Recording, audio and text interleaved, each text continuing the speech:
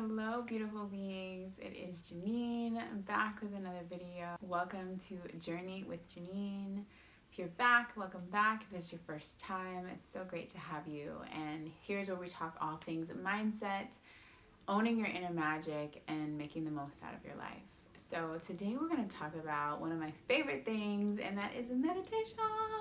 I love meditation. It literally keeps me sane. One of my favorite sayings is that I'm highly meditated, because the way that life is a lot. Life can totally be a lot, and it's easy. You can literally get addicted to anything, and whether it's positive and wellness based or it's negative and toxic, we need things until we create a society that really supports our core integral wellness. But we need practices and modalities that keep us in alignment and keep us pushing forward and keep us at peace and balance. And meditation is that for me. If you've never meditated before, we'll get into some practices and how you can start. And if you have, I'll just kind of share some other things of how you can amplify your practice and what I have found in my own walk of meditation to be helpful. So the great thing about meditation is there's no one right way to do it. That's one fallacy that I want to check off the block from the get-go. Some people get really focused in this super serious, like yogi meditation, like it has to be so serious and precise. And while there are those forms of meditation, that is not the only pathway. Meditation can be fun. It can be a type of meditation where you're actually not even closing your eyes. You can have your eyes open. You can be walking around in the forest. You can actually do dancing meditation where you're in this almost trance-like state in dance, where you're finding your flow and still finding your center and your peace. There's so many different forms of meditation, and so there's some people that have contraindications, or it may not be beneficial for them to do meditation in stillness and silence. And so if you ever have sat and you're trying to meditate and you have a really hard time finding stillness, there's just an abundance of chatter or a lot of discomfort that starts to occur internally, especially if you've just navigated a lot of trauma and it's just hard to sit with some of those things. Coloring may be a really great way to meditate, which I know it's like coloring. Who would have knew? Yes, coloring is a grounding practice that gets you focused on the present. The key with meditating is focusing on present awareness. And when you're coloring, you're typically doing that. So if you are doing a coloring practice for meditation, the focus is to, one, attune with your breath. And this is for any type of meditation. You want to attune with your breath. Notice your breath. Are you holding breath through your chest? Are you breathing through your belly? Are your shoulders relaxed? Do you have tension in your jaw? Taking a body scan and noticing from the very top of your head to the very tip of your toe what you're feeling and what's going on inside of your body is a great way to get really grounded, to get focused and centered in existing, in fully being in your body. So you can do that with coloring. You can also do that with sitting. There's another meditation called Vipassana meditation, and it's really great. You're actually, instead of closing your eyes, so in Vipassana meditation, instead of closing your eyes, you actually keep them slightly open, which I really love because this generates a sensation of how we go through life, right? We can't be in a meeting and then we get stressed out, and so it's like, oh, I'm just going to close my eyes and tap out of the world and go meditate. No, it doesn't work that way. We have to be present with difficult experiences. And so with Vipassana meditation, you're opening your eye, you're keeping your eyes open at a gentle, low gaze, and you're being present with the moment, staying focused with breath, present awareness, and you're noticing. You're just noticing the things that come through. Thoughts, ideas, feelings, they're a natural part of the human experience. To try and suppress them is counterproductive. Instead, what we can do is notice them and allow them to flow. Almost like a movie reel. If you're watching a movie and you see the clicker go back and forth, you see a scene of your list of things that you have to do today. Notice that. Don't judge yourself for it, and then let it pass. Just like if you've ever laid down in the grass as a child or an adult and you just look up at the sky and you're like, oh, I see a bunny, I see a horse. You just let them go and you wait in the pauses until the next thing comes through. But you don't attach to it. You just let it go and keep on breathing. That's Vipassana meditation. You can also do a type of Vipassana meditation while walking or being outdoors, walking meditation, and that is really beautiful as well. And all of the types of meditation offer a variety of benefits.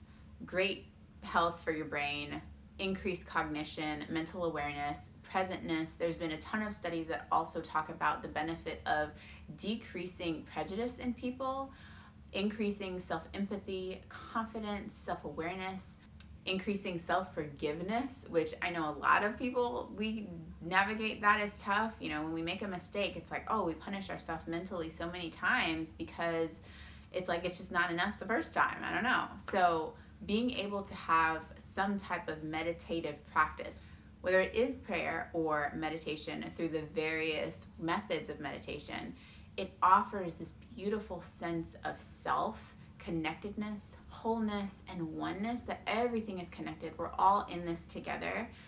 One thing that we all have in common is navigating difficulty and navigating suffering. And we have a choice in this lifetime to decide how we approach it, how we deal with it. And that's what I really love about meditation, is when I've gone through some of the toughest moments of my life, sitting down and noticing what I'm feeling and getting curious about asking myself, well, what is it really? What is bothering you? Is this coming from a place of ego? Is this coming from a place of wisdom where there's a lesson that's in this moment that you're supposed to learn and transform and transcend from? Meditation allows you to take the position of being the observer of yourself and seeing what's going on from the outside. I know, like, when you're dealing with a friend, like let's say you're talking to a friend and they're like, oh my gosh, like I have this thing at work or with whomever and it's difficult and I don't know what to do. It's oftentimes so easy for us to give remedy or resolution for other people navigating through their troubles and tribulations. However, when we're going through it in our own, we're so attached to the experience that we are not coming from an unbiased space where we can give that true highest self-wisdom that we actually have. When you meditate, it allows you to build these muscles of self-awareness from an unattached state of being the observer of yourself, where then you can provide yourself those pauses, and instead of reacting to everything in life, you can respond to it with intentional, divine energy. Another type of meditation is transcendental meditation, which can offer beautiful, beautiful benefits and results. And with transcendental meditation, you typically get a mantra and you repeat, your mantra is just between you and your meditative practitioner or facilitator, and you repeat this mantra over and over and over and over again, and it puts you again in this meditative trance state of awareness, peace, stillness, and just allows you to transcend the chatter, transcending the chatter. And it's also bathing yourself in a beautiful, like, verbal energy. Usually these mantras carry really beautiful frequency, and from a frequency standpoint, I'm talking about energy. Everything in our world is made of waves, sound waves, vibrations. From the smallest electron that creates all of humankind to the biggest building in the world, it's all made of vibration. It's all made of sound waves.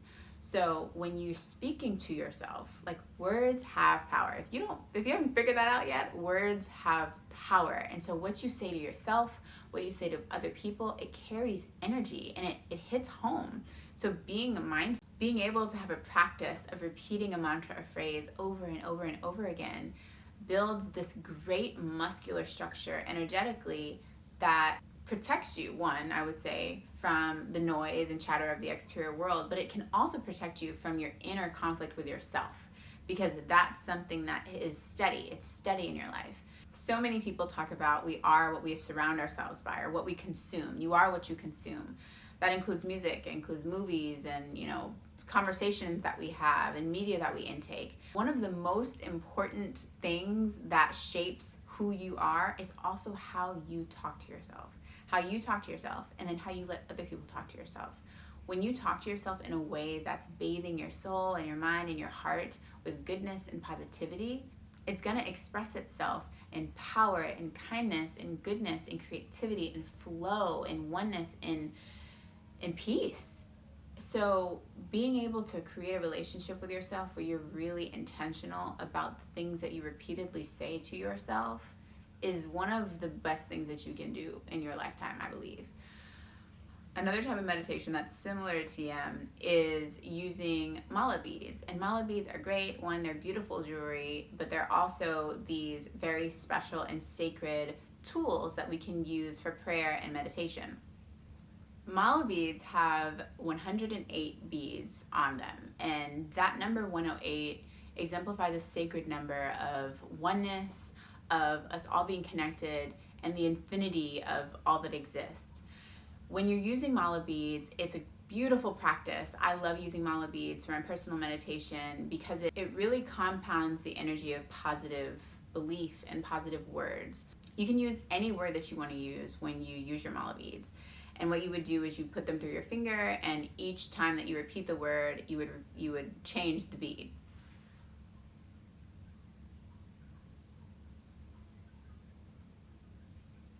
With mala beads, the practice has you utilize the beads. You place them in between your thumb and your pointer finger.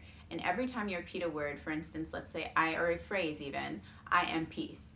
You would say, I am peace, holding that bead, and then you would say it again, moving your finger to the next set of beads and saying that mantra or word 108 times. And then closing however you like to close, with a prayer or, good send off, and going about your day.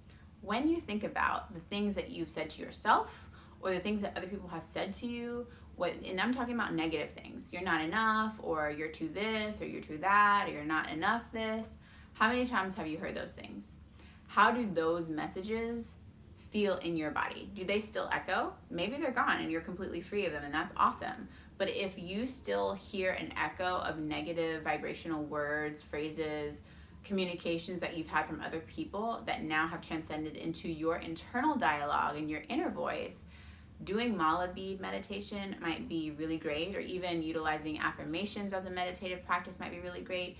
What you're doing is reprogramming your internal hard drive to create a new pathway. Because again, if we believe what we said, what we consume is who we are.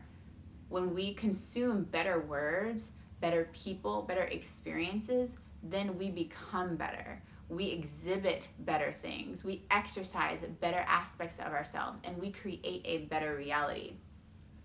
That is why I love mala beads, mala bead meditations, affirmations. This is one of the reasons I love affirmations and mala bead meditations and TM, because it's helping you reframe the internal dialogue that you have in your life.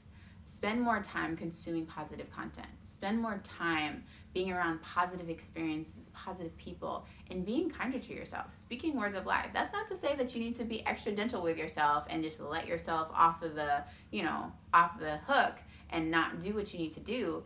It means that you believe in yourself more. It means that you hold yourself accountable more. It means that you start the practice of self-mastery and self-discipline in a way of love and not over criticism, or it's in a way that is loving and not overly critical or problematic. It's not creating negative echoes in your life, because we don't want that. That's not cute. So yes.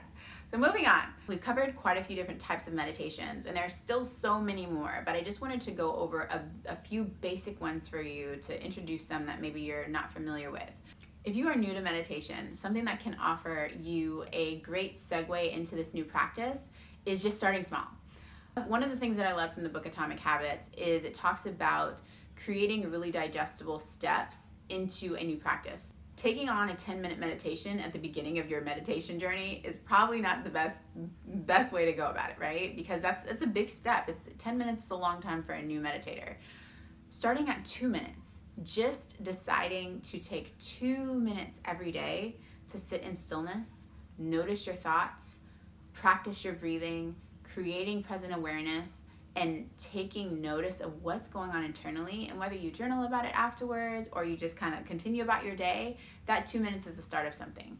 Regardless of what your new habit is, I definitely recommend that when you start new habits, take it really small and focus on consistency first, because that's going to build muscles to then be able to go longer times and have a longer duration, with the practice being really ingrained in your being and in your lifestyle. Find a quiet space in your house. Make it feel really peaceful, really good, where you're almost romanticizing, this experience. And it's something that you look forward to. You get to be in a really beautiful space. You get to maybe have your tea, or you get to, do something that you look forward to afterwards. And allow yourself to create this space for yourself to celebrate stillness, to celebrate that personal reflection and that time with yourself. Get to know yourself, know your shadows, know your sunshine, know all the parts in between, so that when you're out there navigating in the world, you can show up fully and you're not afraid. You're not afraid of certain personality types. You're not afraid of approaching a challenge or overcoming an obstacle or doing something that you have complete ambiguity with. You're not sure of how to even deal with it. You trust yourself enough to listen to those whispers, to have that internal dialogue, and to do the best that you have available to make the best out of the situation. That's what it's all about. Making the most out of this life, doing your best in this lifetime, being your highest, most powerful, most beautiful self, internally and externally. So if you have more questions about meditation, I'd love to answer them, but that's just a brief overview of meditation, what I've gotten from it, and how you can get started. So thank you guys for joining me today. Have a beautiful, beautiful day, and I'll talk to you next time.